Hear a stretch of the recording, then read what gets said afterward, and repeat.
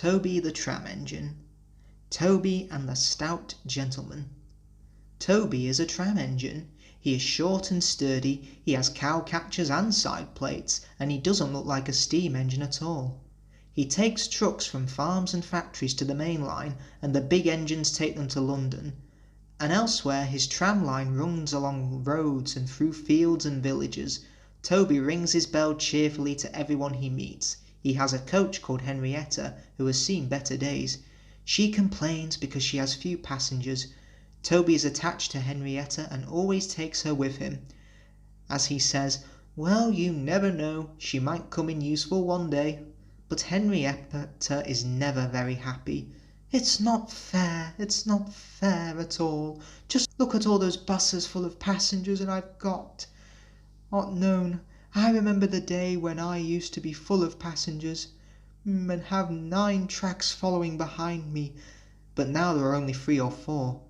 Yes, it was sad, because now the farms and factories send their goods mostly by lorry. Toby is always careful on the road.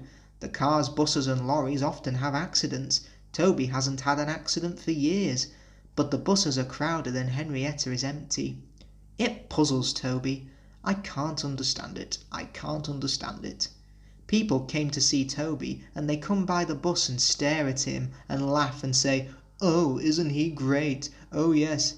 They make Toby cross. One day a car stopped close by and a little boy jumped out and called to his sister, come on Bridget, come on," and together they ran across to Toby. 2 ladies and a stout gentleman followed. The gentleman looked important, but nice. The children ran back. "Oh, come on, grandfather, do look at this engine," and seizing his hands they almost dragged him along. The stout gentleman said, Well, that's a tram engine, Stephen, a tram engine." "Oh, may we go in it, grandfather, please? Oh, may we go in it, please?" "Oh, very well, all right," and the stout gentleman and his family went for a ride to the junction.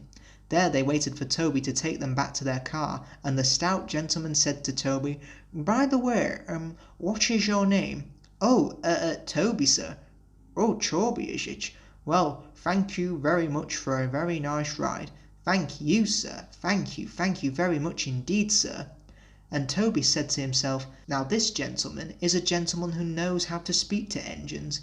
The children came every day for a fortnight. Sometimes they rode with the guard, sometimes in empty trucks, and on the last day of all the driver invited them into his cab. All were sorry when they had to go away.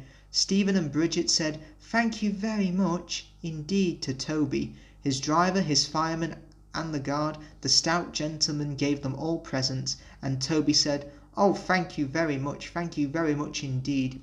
Yes, sir, don't forget, come again soon." "Oh, we will, goodbye," and they waved until Toby was out of sight. The months passed.